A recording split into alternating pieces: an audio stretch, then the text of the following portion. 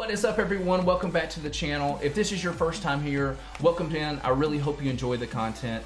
If you do, hit that subscribe button down below. I cover all types of Star Wars Galaxy of Heroes content on a regular basis, so make it one of your homes for Star Wars Galaxy of Heroes. Now, today we're going to hop in and look at the top 5 tips that you need to know to be a master in your GAC events. So without further ado, let's hop into the very first one, and that is search your opponent's GAC history. This is such a powerful tool that I can't stress to you enough. It really will game change the way that you look into your events and plan out your defenses, plan out your offensive setup. So if you're not aware, you can go to SWGOH.gg. You can make an account where you can look at your own GAC history. You can see how opponents have attacked your defenses, so you can kind of make adjustments to that as you need to be. But you can also go in and look at anybody else who has an account and see what their GAC history is, see what defenses they're setting, see what they like to say for offense, so you can save or you can set up your defense based on that knowledge, which is really going to help you out when you know what your opponent's tendencies are. It has been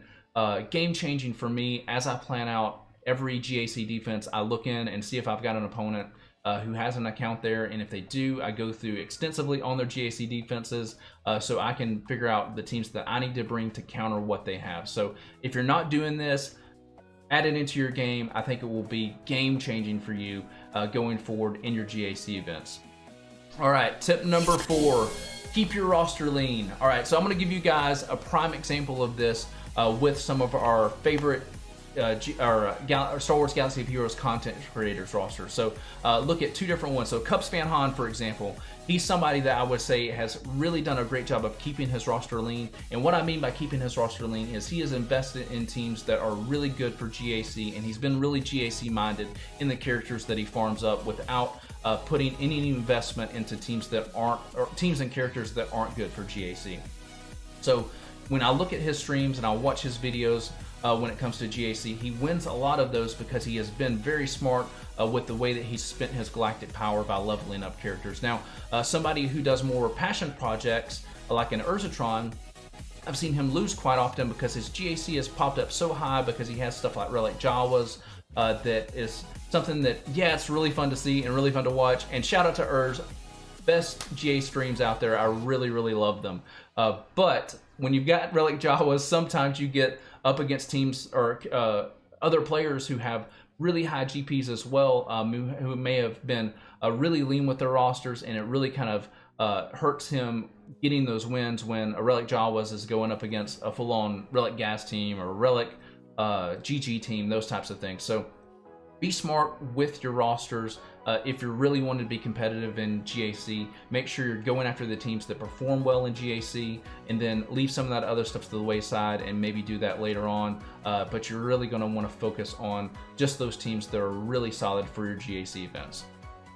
All right, tip number 3, find spots to undersize. So if you're not undersizing, that just means leaving out a character or more when you're doing your battles, and you'll get empty slots. Will give you more banners. So as long as you're able to still get max health and protection, drop out a character, it's going to give you higher banners, so you can get that 61, 62, 63. You know, there's characters that also are specialists when it comes to soloing, like a Nest or a Malik that you can get as well, that can really give you high banners. So start learning your team, start learning your rosters, figure out spots where you can pick to undersize.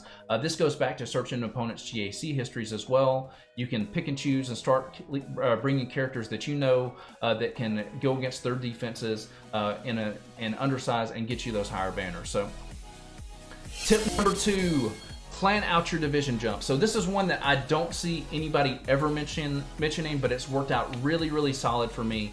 And what I mean by that is, if you're getting close to the next division GP marker, then stay below it as long as you can, and then kind of do some farming, gear up or get all the gear that you need to gear up your characters, and then lock in at that lower division, and then throw everything into your characters. And then for the rest of the time at the next lock in, you're going to be going, you're going to have a higher GP than probably everybody else that you're going up against, and then you've got the solid teams built up. So I've been doing that, as I've been climbing the GAC divisions, and it's been really, really helpful for me because I go up against characters that quite often are weaker than me. And then if you've got the higher GP as well, if you do happen to tie, which has happened to me several times, if you tie that opponent, then you get the win because you've got the higher GP. So it's one of those things that really helps me with matchmaking. It gives me opponents that are at least equal to me or lower than me, instead of me getting into higher divisions where somebody may have 400,000 GP on me, and it just really puts me down for a while until I build my roster up to that level. So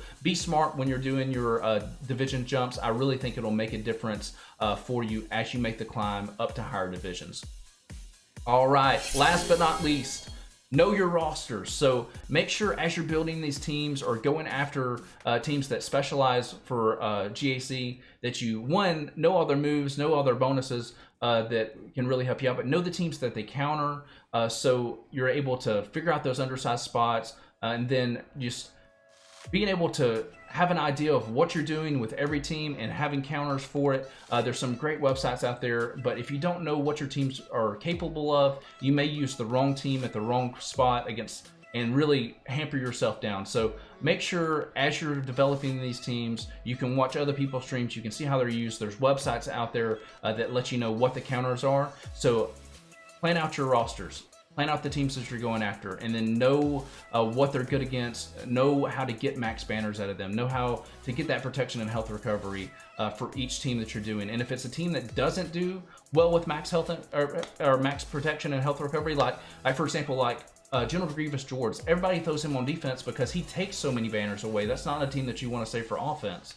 So figure out the teams that work well for defense, work well for offense, that are able to get that protection and health recovery back up so you can get high banners. So, all right, guys. Well, let me know what you think. Was this helpful for you? Do you have any other tips that you think are really good that other people should know within the community? Remember to hit those down below, and then hit that subscribe button if you're new to the channel. Would love to have you guys as part of the SWGOH family here. But hope you guys are having a blast. Do well in your GACs. Stay safe out there with the coronavirus, and have a great night, guys.